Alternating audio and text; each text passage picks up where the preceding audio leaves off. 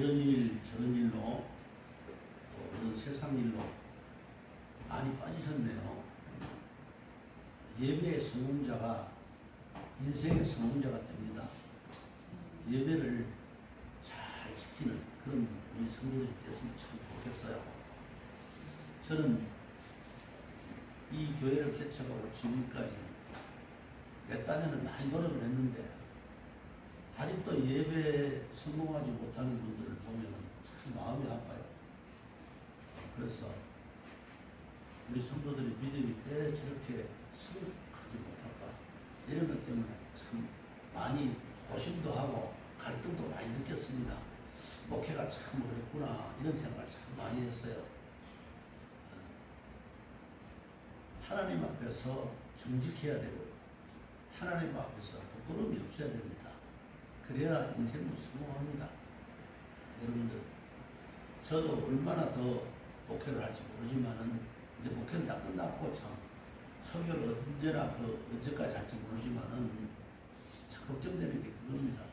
우리 성도들 제발 신앙이 자라서 정말 축복받는 인생을 살고 또 장차 하늘나라에 가서 영생 복락을 누리며 사는 그런 우리 성도들이 되기를 정말 간절히 바라고 있습니다.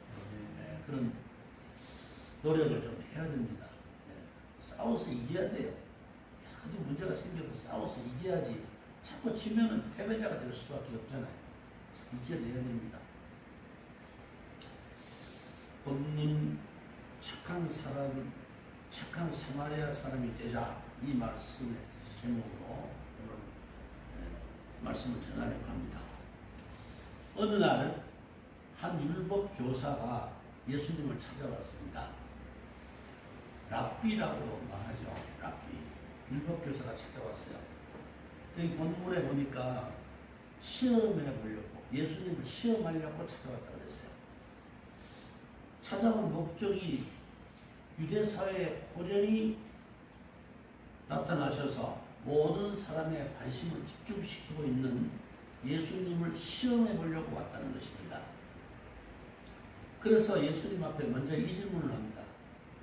선생님, 내가 무엇을 하여야 영생을 얻으리까? 이렇게 묻습니다. 그럼 이 질문은요, 정말 영생의 진리를 탐구하기 위해서 진심에서 우러나온 말이 아니었습니다. 그것은 예수님의 답변 여하에 따라서 율법에 저촉된 말씀이 나오면 율법의 엄격한 잣대로를 가지고 따지고 비판을 가해서 예수님을 존경하며 따르는 많은 유대인들에게 불신을 당하게 하려는 목적으로 그렇게 물었던 것입니다. 그런데 여러분, 이 질문에서 그가 한 질문, 선생님 무엇을 하여야 영생을 얻으리까 하는 이 질문, 여기서 가장 큰 맹점이 무엇입니까? 이 질문 자체의 가장 큰 맹점이 무엇입니까? 내가 무엇을 하여야만이 영생을 얻습니까? 내가 무엇을 해야만이 구원을 얻습니까? 구원을 얻어야 영생을 얻죠. 내가 무엇을 하여야만이 영생을 얻습니까? 지금 그렇게 지금 묻고 있잖아요. 율법에 적통한 랍비라는 자부심으로 예수님을 찾아왔는데, 그렇지만 사람이 구원으로 함께 영생을 얻으려고 하면은 먼저 하나님의 절대적 은혜가 있어야 된다는 사실을 전혀 지금 생각지도 못하고 있는 것입니다. 많은 사람들이 그래요. 무엇을 꼭 해야만이 구원을 얻는다. 무엇을 해야만이 영생을 얻는다. 이렇게 잘못된 인식을 갖고 있어요. 율법 교사, 랍비가 율법을 날마다 가르치는 사람이 이 가장 기본적인 구원관도 지금 갖고 있지 못한 것입니다. 이것이 맹점이에요. 사람이 무엇을 해야만이 구원을 얻고 영생을 얻습니까? 에베소서 2장 8절 우리 잘 알잖아요. 너희는 그 은혜에 의하여 믿음으로 말미암아 구원을 받았으니 이것은 너희에게 난 것이 아니요 하나님의 선물이라. 믿음으로 말미암아 구원을 얻나니. 그랬는데 무엇을 하여야만이 영생을 얻습니까? 무엇을 하여야만이 구원을 얻습니까? 이렇게 묻고 있다는 겁니다. 성경의 믿음의 장이 무슨 장입니까? 히브리서 11장이죠. 거기에 보면 모세의 율법이 주어지기도 전에 사람들, 인물들, 아브라함도, 이삭도, 야곱도, 요셉도 성경 히브리서 11장에 보면 다 믿음으로 말미암아 구원을 얻었다. 이렇게 기록하고 있어요. 그렇기 때문에 이 율법교사의 질문은 사람이 영생을 얻으려고 하면 율법을 철저히 지켜야 하는데 예수님 당신은 과연 얼마나 율법을 잘 지켜왔으며 또 얼마나 많은 선행을 하셨습니까? 이런 의도를 품고 트집을 잡기 위해서 꺼낸 고약한 말인 것입니다. 예수님을 시험에 걸렸고 이 질문에 대해서 예수님께서 뭐라고 대답하십니까? 율법에 무엇이라 기록되었으면 네가 어떻게 읽느냐? 이렇게 다시 질문을 던지십니다. 이 말을 다시 바꿔서 말하면 너는 율법교사가 아니냐? 그렇다면 율법에 기록된 대로 네가 대답해 보아라. 이렇게 지금 묻고 있는 것입니다.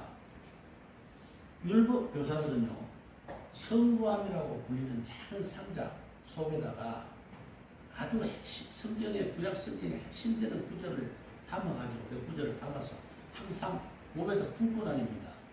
그래서 수시로 이 성부함을 열어서 그 말씀을 암송하고 또 외우고 암송하고 또 이렇게 하는 그런 습관이 있어요. 그 성부함 속에 율법의 가장 중요한 구절이 하나 들어있는데 그 말씀이 뭐냐 하면 내 마음을 다하며 목숨을 다하며 힘을 다하며 뜻을 다하여 주 너의 하나님을 사랑하고 또한 네 이웃을 네 자신과 같이 사랑하라. 이 말씀이 핵심적인 구절로 들어있습니다. 이 성부함 속에. 그래서 수시로 이 말씀을 외우고 항상 그 말씀을 정말 신앙 신조처럼 품고 다닙니다. 그렇다면은 이 율법교사 자신은 이 말씀대로 살았을까요?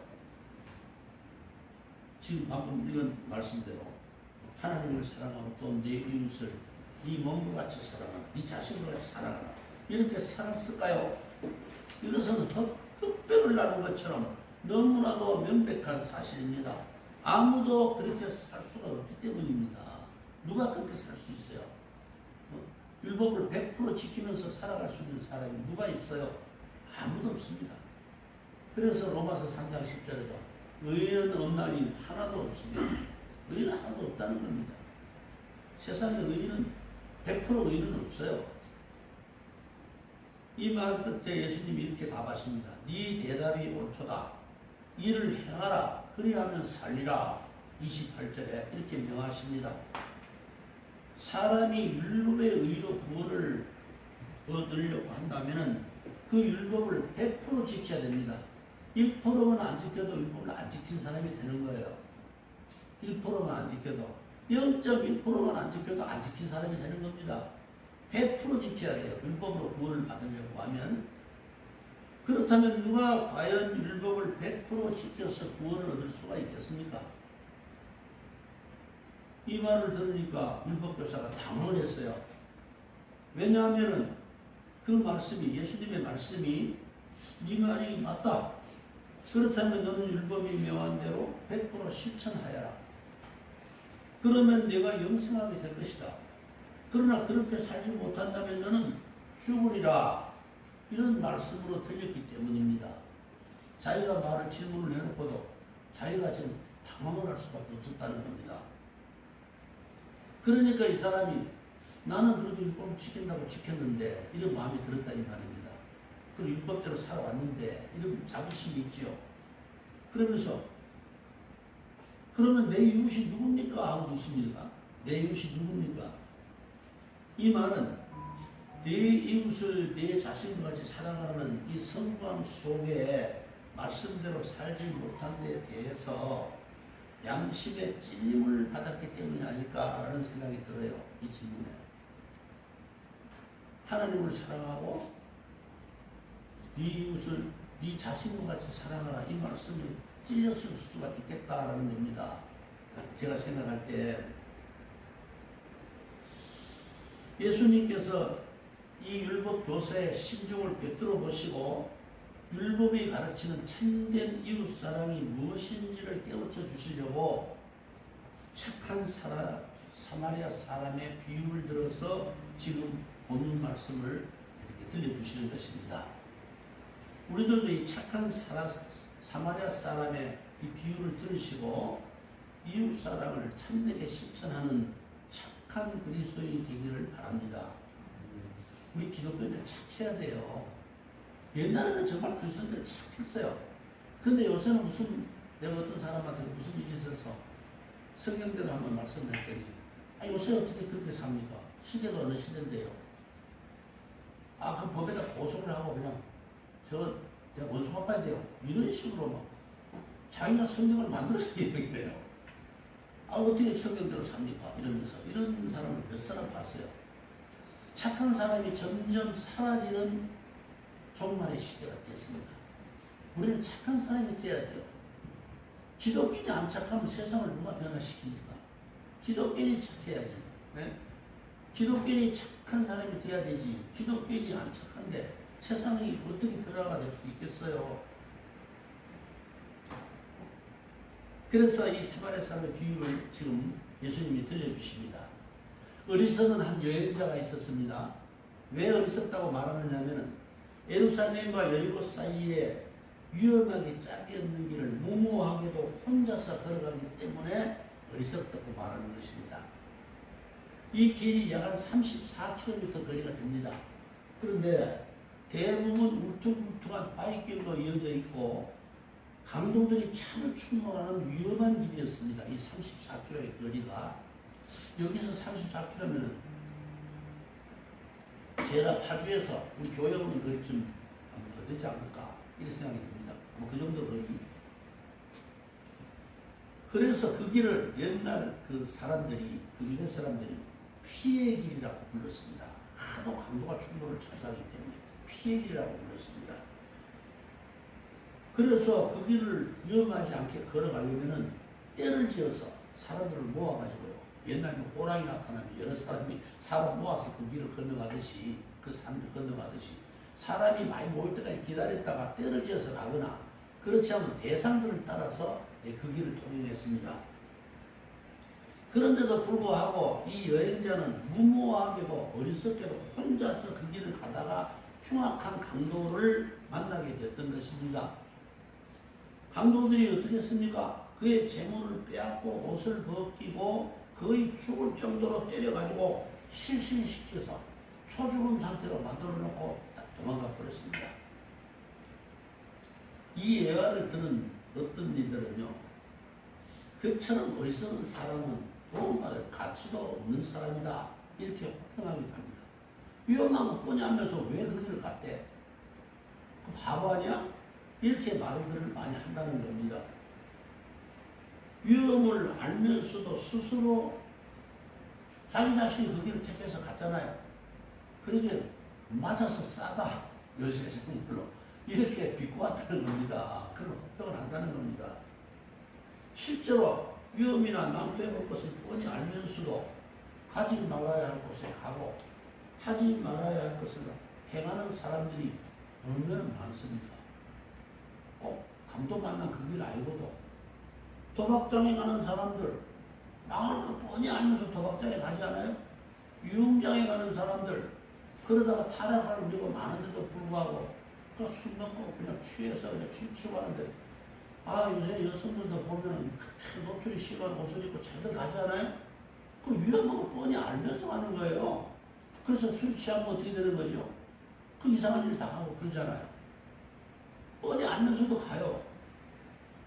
금지구역 들어가지 말라는데 왜 자꾸 산에도요 금지구역이라고 써놓으면 일부러 쭉 해놓고 들어가요 사람들. 들어가면 위험하다고 해놨는데도 그래서 뭐 절벽에서 떨어져가지고 그냥 119 부르되고 헬리콥터가 오고 막 그런 일도 벌어지지 않습니까? 잠언서 22장 3절에 슬기로운 자는 재앙을 보면 숨어 피하여도 어리석은 자들은 나아가다가 해를 받느니라 그랬어요. 위험한 거 알면서 하는 거 좀 문제가 있지요. 그런데 중요한 문제는 제가 지금 말씀드린 이 문제가 아닙니다. 본론 말씀이 아니고 이 초죽음 상태의 여행자가 길가에 버려져서 정말 신음하고 있을 때 그 길을 오가는 하는 사람들 중에 과연 누가 이 사람에 대해서 내 이웃을 네 자신과 같이 사랑하라 이 하나님의 말씀을 실천했는가 하는 문제입니다. 그 문제를 지금 다루려고 하는 것입니다. 여기에 세 명의 인물이 본문에 보니까 등장합니다. 이 세 사람 중 나는 어디에 속하는 사람일까? 한번 자기 자신을 성찰해 보시기 바랍니다. 여러분들이. 첫 번째는 제사장입니다. 제사장은 백성들의 속죄를 위해서 하나님 앞에 거룩한 제사의식을 집례하는 사람입니다. 오늘날의 예배를 인도하는 목사나 신부와 같은 성직자에 비교되는 사람이다. 이렇게 생각합시다. 성직자들. 요즘 성직자들이 어떤지, 요즘 목회자들이 어떤지 한번 진단해 볼 필요가 있어요. 이 말씀을 들으면서. 이 제사장은 피투성이가 된 이 불쌍한 여행자를 발견하고 어떻게 했습니까? 아마 잠시 머뭇거린 것 같아요. 그러다가 3절에 보니까 31절에 보니까 피하여 지나가고 성직자가 피하여 지나갔다는 겁니다. 아마도 이 제사장은 한 이웃의 생사 문제보다도 자신의 종교적 의무를 더 우선순위에 두는 사람이 아니었을까 이런 생각이 듭니다. 아니면 제사의식에 자기의 직무를 다하기 위해서 발걸음을 서둘러야 한다고 애써서 자기 변명을 하지 않았을까 하는 생각도 듭니다. 예배 시간이 늦는데 나 안 되지. 이거 물거리다가 예배 시간 늦으면 어떡해. 나를 기다리는 많은 교정들이 있는데 이러고 불쌍한 사람이 지금 죽어가는데도 못 보고 지나갔을 수도 있겠다. 이런 변명을 할 수도 있겠다라는 겁니다. 정말 진짜 목회자라면, 진짜 목사라면 사람부터 먼저 구해야죠. 안 그래요? 예배 나중에 해명하면 됩니다. 성도들한테. 그럼 다들 성도들이 이해할 거예요. 아마 그런 구실을 내지 않았을까라는 겁니다. 아니면 또 이런 변명을 했을지도 모릅니다. 죽은 사람을 만진 사람은 7일 동안 부정하다. 율법 조항이 있습니다. 죽은 사람을 만진 사람, 그 상처투성이 피를 묻힌다. 이래가지고 예배 참여 못합니다. 제사장들은. 이 율법 조항을 떠올리면서 직무를 수행하지 못할까봐 초죽음이 된 사람을 발견하고도 슬쩍 피해서 지나간 것은 아닐까라는 겁니다. 아무튼 부실이야 어찌됐든 이 제사장은 사경에 빠진 이웃을 보고도 도우려는 시도조차 하지 않았습니다. 이런 목회자들 때문에 많은 목회자들이 진짜 열심히 성실하게 충성하면서 하나님 앞에 사명을 다하려고 하는 목회자들이 지탄을 받는 경우도 있어요. 진짜 목사들이 이런 사람들 때문에 도매금으로 그냥 요구도 그런 일도 많다는 겁니다. 불행한 이웃을 위해서 자신의 시간이나 물질이나 직위적 어느 하나도 희생하려고 하지 않았습니다. 그렇다면 이 제사장은 주님께 준엄한 책망을 받은 바리새인들과 무엇이 다릅니까? 바리새인들한테 주님이 어떻게 꾸짖으셨지요? 화했을진저 외식하는 서기관들과 바리새인들이여. 외식한단 말은 거칠애로 그 뜻입니다. 바깥에 나가서 외식한다는 뜻 아닙니다. 너희가 박하와 회양과 근처에 11조는 들이되 더 중한 바 정의와 긍휼과 믿음은 버렸도다. 마태복음 23장 23절에 주님께서 그렇게 바리새인들과 율법사들 이런 사람들을 꾸짖으셨습니다. 겉과 속이 다른 위선적 목자들, 거짓 선지자들을 삼가라. 예수님께서 거짓 선지자를 삼가라. 마태복음 7장 15절에 그렇게 말씀합니다. 오늘날 이런 사람 너무 많아요. 제 옆집에 있는 장로님 갑자기 나를 붙들고 좀 잠시만 좀 이야기하자고. 그래서 어린이들 때 벤치에 앉았는데 그 장로님이 나 정말 죽겠어요. 장로의 부심을 해야 되는데 혹시 시험에 들어서 신앙생활 할 수가 없다. 왜 그렇습니까? 우리 목사님 50도 안 되는데 거짓말을 얼마나 잘 치는지 미치겠다는 거예요. 어? 아, 내 이 교회를 그냥 나가서 섬겨야 됩니까? 안 섬겨야 됩니까? 우리 집사람은 권사인데 다 그런 거니까 그냥 모르쳐하고 나가요. 이런다고 소리가 이러는데 이래도 못하고 저래도 못하고 내가 지금 장로로서 미치겠습니다. 이래요. 더 이상 이야기는 할 수 없습니다. 우리들도 어떤 부실이나 명분을 내세워서 공경에 처한 이웃을 못 본 척한 일은 없습니까? 바쁜데 피곤한데 이런 핑계나 부실을 대고 슬쩍 지나쳐본 일은 없는지 한번 성찰해 볼 일입니다.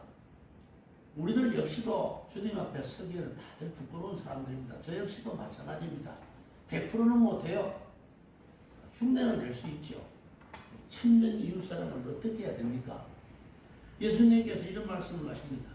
내가 줄일 때 너희가 먹을 것을 주지 아니하였고 목마를 때 마시게 아니하였고 나그네 되었을 때에 영접하지 아니하였고 벗었을 때 입히지 아니하였고 병들었을 때와 옥에 갇혔을 때에 돌아보지 아니하였느니라. 이렇게 말씀하십니다. 이 말씀을 들은 사람들이 아 주님 언제 우리가 어느 때 그렇게 했습니까? 저희도 그렇게 알는데요 라는 거죠. 그랬더니 주님께서 뭐라고 답변하십니까? 지극히 작은 자 하나에게 하지 아니하는 것이 곧 내게 하지 아니하는 것이로다. 이렇게 말씀하십니다. 우리 옆에 불우한 이웃들을 못 본 척해서 안 돼요. 그래서 착한 사람이 되어야 된다는 겁니다. 두 번째는 레위인입니다. 한 레위인도 그것에 이르러 그를 보고 피하여 지나가되 32절에 레위인은 어떤 사람이냐? 성전의 여러 가지 일들을 도맡아서 봉사하는 사람들입니다. 종교적인 일들이 습관처럼 몸에 배인 사람이 레위인들입니다. 오늘날 교회 직분자들에게 비유할 수가 있을 것입니다. 장로, 은사, 집사, 안수집사, 또 교사 이런 사람들에 비유하면 돼요. 이 레위인을 현대 이 신약 시대에 비춰서 말한다면 그렇게 비유할 수가 있다는 겁니다. 이 레위인은 사람들에게 아마 신실한 신앙인들처럼 보일 것입니다.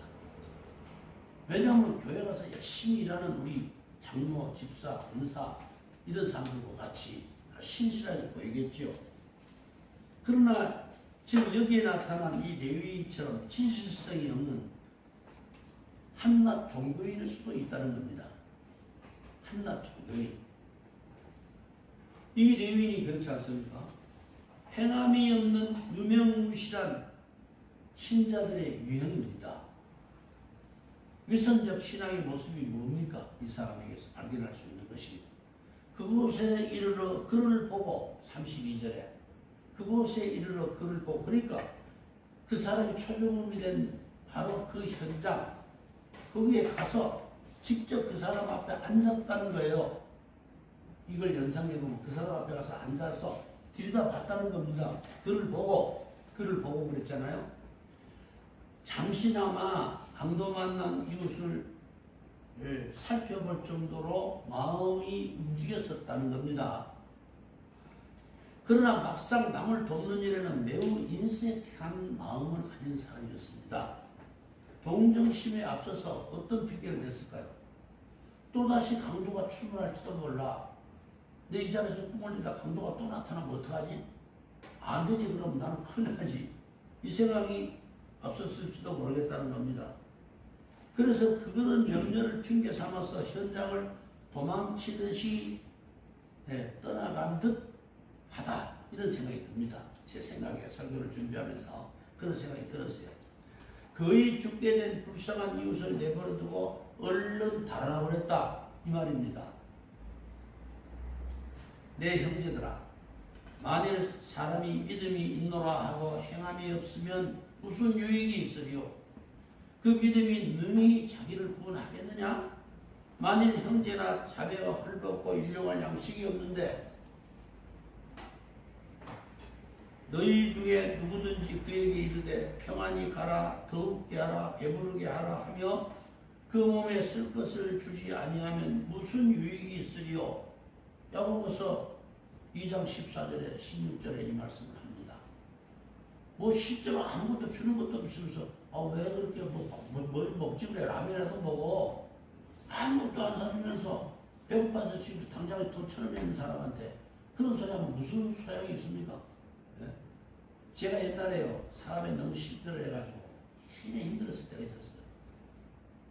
전에 예수를 믿었지만 그 당시에 뭐 이렇게 목회도 안 할 때고요. 그때 집사 때인데 우리 부자 친구가 하나 있었어요. 내가 작은 차를 서울에 갔길래 태워가지고 같이 이렇게 어딜 가는데 길이 간당간당해요. 주유소 들어가서 10,000원어치만 넣어주세요 그랬어요. 내가 그때 사실 돈 10,000원밖에 없었어요. 10,000원이 다야. 이 10,000원짜리 목적지까지 가야 될 것 아닙니까? 그래서 10,000원어치만 넣어주세요 그랬더니 근데 기름을 10,000원어치 넣고 왔더니 지구 옆에 앉아서 한번 내쳐야 야, 너 얼마냐? 가득 넣지? 그럼 왜 10,000원치 하면 금방 떨어지고 10,000원을 넣냐? 이래요. 이게 몰라. 내 편을 지금 어떻게 알아요? 모르는 거예요. 남의 사정도 모르고 지금 똑같잖아요. 믿음이 너라 하면서 행함이 없으면 무슨 일이 있으려. 자매가 헐벗고 일용할 양식이 없는데 배불리 먹어라. 배불리 먹어라. 연탄도 못해서 추워 죽겠는 사람한테 따뜻하게 해서 자라. 이게 뭐예요? 이게 뭐냐고요? 이 말씀을 우리 마음에 새겨야 합니다. 착한 그리스도인이 되어야 돼요. 착한 그리스도인. 어느 누구도 광야같이 험난한 이 인생의 길에서 언제 어떻게 인생의 길에서 이 공경에 빠질지 알 수 없는 일입니다. 남들 뭐 실패하고 싶어 실패했어요 과거에. 요새도 뭐 사람들 이렇게 텔레비전 나와서들 어저께도 뭐 동치인가 그걸 안 봤는데 정말 비참하게 그 금잔디라는 가수요. 무지하게 고생했더라고요. 보면 눈물 나다 눈물 나. 보통 고생한 사람이 아니야. 예? 저렇게 자기가 지금까지 결혼하는 이유도 이해가 가더라고요. 너무 자기 아버지 때문에. 아버지가 맨날 사고 치고요. 맨날 빚을 내가지고 지금까지 빚 갚았대요. 아버지 빚을. 어떻게 공경에 빠질지 알 수 없죠. 그런데 누구의 도움도 받을 수가 없다면 얼마나 외롭고 더 힘들겠습니까?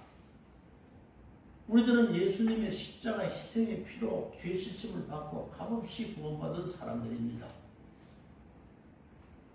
그런 우리들이 불행에 처한 이웃을 보고도 예수님의 사랑을 실천하지 않는다면 만약에 우리가 불행한 그런 상황에 처해질 때 무슨 염치로 하나님의 도우심을 구할 수가 있겠습니까? 하나님 저 좀 도와주세요. 어떻게 부르짖어요? 나는 아무것도 뭐 예수님 은혜가 불리를 안 했는데. 응?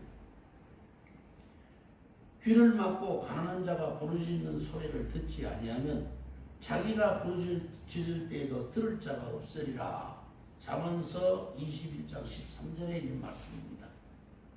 내가 진짜 공경에 처해서 나 좀 도와주세요. 부르짖어도 들을 자가 아무도 없다. 하나님도 못 들은 척 하신다 그 말입니다. 내한테 뭐라도 도울 수 있는 힘이 있을 때 도와야 돼요. 누구를 돕고 누구에게 선한 일을 행할 여건이 될 때 해야지. 내 나중에 돈 좀 더 벌면 나중에 좀 여유가 생기면 그때가 더 좋은 일 할 거야. 이거 그때 가면요 더 인색해집니다. 그 사람들 더 인색해집니다. 절대로 그래 못합니다. 불행당한 이웃을 볼 때 여기에 등장한 제사장과 레위인처럼 망설이거나 주저하거나 이런저런 부실로 피해가는 것은 결코 그리스도인으로서 취할 태도가 아닌 것입니다. 이러므로 사람이 선을 행할 줄 알고도 행치 아니하면 죄니라 그랬어요. 꼭 무슨 나쁜 짓을 해야만 죄가 아니라 선한 것을 보면서도 선한 일을 해야 한다는 것을 알면서도 행치 아니하는 것도 죄라 그랬어요. 그것도 죄다. 이렇게 말씀합니다. 자, 마지막으로 이제 착한 사마리아 사람입니다. 어떤 사마리아 사람은 여행하는 중 거기 이르러 그를 보고 불쌍히 여겨 가까이 가서 기름과 포도주를 상처에 붓고 싸매고 자기 짐승에 태워 주막으로 데리고 가서 돌보아 주니라. 33절에 사마리아인들과 유대인들은요 서로 간에 적대시하고 혐오하는 원수지간이나 마찬가지입니다. 아마도 세계 역사상 이 두 종족보다 더 깊고 오래된 적대관계는 없을 것입니다. 아주 수천 년 된 적대관계에 있습니다. 그런데 여기 강도받는 사람은 누구지요? 유태인입니다. 유태인이 지금 피투성이가 되어 있습니다. 그런데 이 사마리아 사람이 그런 민족 감정도 있는데 그것도 불구하고 거의 죽게 된 유태인을 발견하고 지금 어떻게 합니까? 여기 보니까 뭐 기름을 부어주고 상처를 싸매주고 많이 돈까지 주고 이런 일을 지금 하고 있어요. 보면은 선입견 이거 생각지 않습니다. 민족 감정도 생각지 않습니다. 자기가 해야 할 일도 지금 생각지 않습니다. 시간도 뺏기는 거 생각지 않습니다. 돈 나가는 것도 생각지 않았어요. 두 데나리온을 주잖아요. 아무것도 생각지 않아요. 전혀 생각지 않고 다만 그를 불쌍히 여겨 긍휼의 마음, 동정심 이 긍휼의 마음을 가지고 그냥 행한 것입니다. 그것이 착한 양심이고 이웃 사랑이고 인간의 것입니다. 그게 박애정신이죠. 어떤 사람은 가난한 사람은 도와주고 그래 도와줘봤자 소용도 없더라. 가난한 임금님도 구제 못한다고 하지 않았어? 뭘 도와줘봐야 뭐 그 사람이 구제 되는 거야? 소용없어. 또 가난한 거지 도와주면 또 거지질해 이래요. 그냥 불쌍하니까 착한 양심으로 도와주는 거지. 그 사람 뒷일까지 모두 생각을 해요. 뒷일까지. 냉정한 이성만 있지 따뜻한 감정이 없습니다. 누군가가 머리는 차고 가슴이 따뜻해야 된다 이런 말을 하는 그런 일이 있어요. 머리는 차고 가슴은 따뜻해야 된다. 우리 그리스도인은 이성과 감정과 의지에 이 3대 인격적 요소들을 조화롭게 잘 갖춘 그런 그리스도인이 되어야 됩니다. 지성, 감정, 의지. 이 착한 사람이 어떻게 했습니까? 보세요. 가까이 가서 기름과 포도주를 그 상처에 붓고 싸매고 자기 짐승에 태워서 주막으로 데리고 가서 돌보아 주니라. 그리고 그 이튿날 그가 주막 주인에게 데나리온 2를 내어주면서 이 사람을 돌보아 주라. 비용이 더 들면 내가 돌아올 때 갚으리라. 물질도 시간도 돈도 다 생각지 않잖아요. 이게 언제 봤어요? 유태인 원수 같은 유태인인데 한 번도 본 적이 없는 사람입니다. 근데 무조건적으로 도와주잖아요. 무조건적으로. 이 착한 사마리아 사람의 친절과 봉사와 배려야말로 율법이 말하는 진정한 이웃사랑입니다. 이것이 참 이웃사랑인 것입니다. 종교적 의무감에서나 남들에게 보이기 위한 위선적 자선행위가 아니라는 것입니다. 도움을 필요로 하는 불우한 이웃에게 자신이 도울 수 있는 한 힘껏 돕고자 하는 순수한 마음으로 그렇게 한 것입니다. 마음이 순수한 그런 상태로 그렇게 도와줬다는 거지요. 결코 민족적 편견이나 종교적 편견도 없었습니다. 시간도 돈도 손해도 생각지 않았습니다. 이게 순수한 거잖아요. 그냥 남을 도울 때는요. 아무런 이유나 조건 하지 말고 그냥 도와주는 게 그게 잘 안 됩니다. 우리 지나가다가 진짜 불쌍한 사람이 있어요. 아무것도 생각하지 말고 그냥 내 형편 닿는 대로 뭐 도와줘야 얼마 도와줄 수 있겠어요? 뭐 1,000원짜리 한 장이라도 도와줄 수 있으면 도와주면 그게 잘하는 거예요. 그게 잘하는 거지. 나 이거 뭐 5만원짜리도 있는데 이거 지나가지 말고 어디 가다가 진짜 불쌍한다는 생각이 들면요.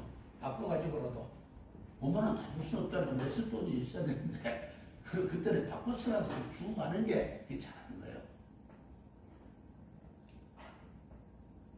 우리는 여기 세 사람 중 누구에게 속한 사람입니까?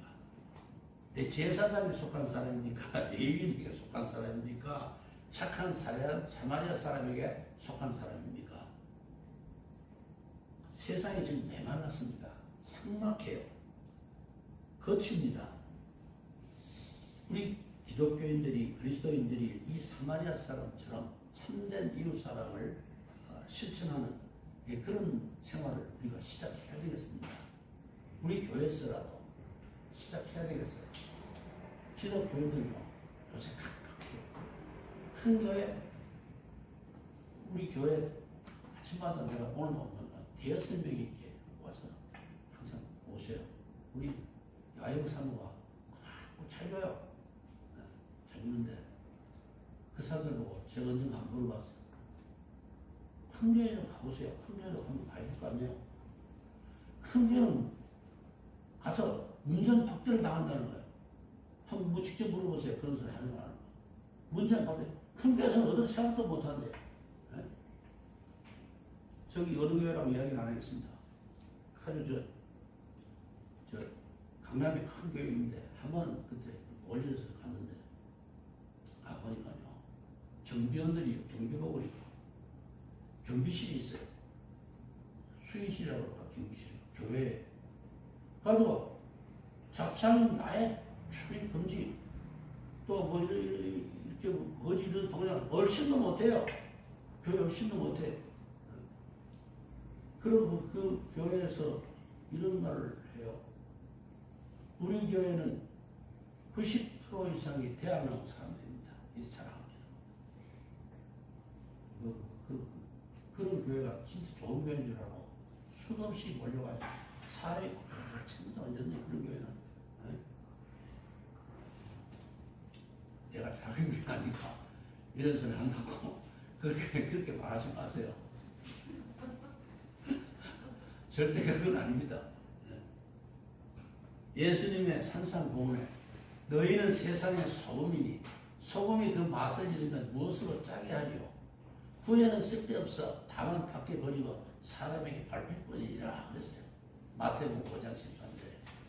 우리는 세상의 소금의 역할을 해야 될 사명이 있어요. 의무가 있어요. 소금과 같은 세상에서의 역할을 해야만이 우리 기독교 신앙의 가치를 높일 수가 있습니다.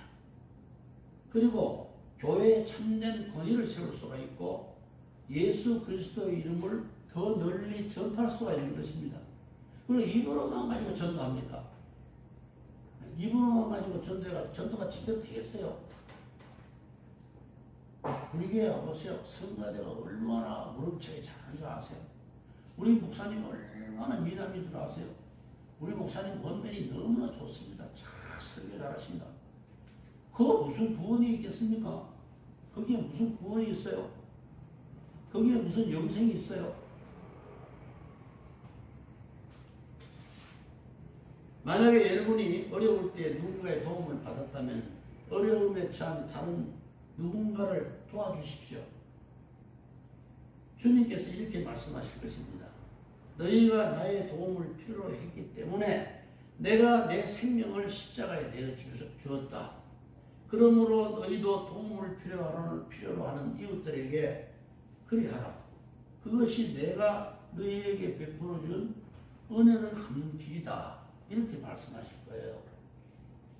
모두가 착한 사람이 사마리아 사람같이 되어서 이 주님의 칭찬과 상급을 넘치도록 받는 그런 그리스도의 되기를 우리 주님의 이름으로 축원합니다. 기도하겠습니다.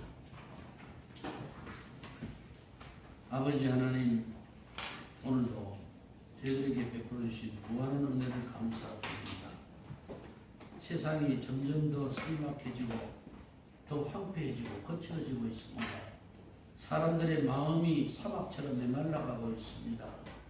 아버지 하나님, 저희들에게 담비와 같은 은혜를 베풀어 주셔서 착한 사마리아 사람처럼 착한 행실을 행할 수 있도록 성령께서 저희들의 마음을 주관하여 주시고 인도하여 주시옵소서. 그리함으로 우리 주 예수 그리스도의 이름이 더 널리 선전되게 해주시고 또 하나님의 교회가 권위를 찾게 해주시옵시고 또 하나님의 영광을 드러낼 수 있도록 인도하여 주시옵소서. 저희 동산교회가 비록 작은 교회이지만 작은 불씨가 큰 불을 일으키듯이 우리 하나님의 말씀대로 우리 동산교회가 이 착한 사마리아 사람처럼 행하여 하나님의 뜻을 이루어드리는 귀한 교회가 되게 하여 주시옵소서. 아버지 하나님, 우리 성도들 가운데도 어려움에 처한 성도들 있습니다. 서로가 서로를 아끼고 사랑하는 마음으로 도울 수 있도록 인도해 주시옵시고, 같은 마음을 품고 주님을 섬길 수 있도록 인도하여 주시옵소서.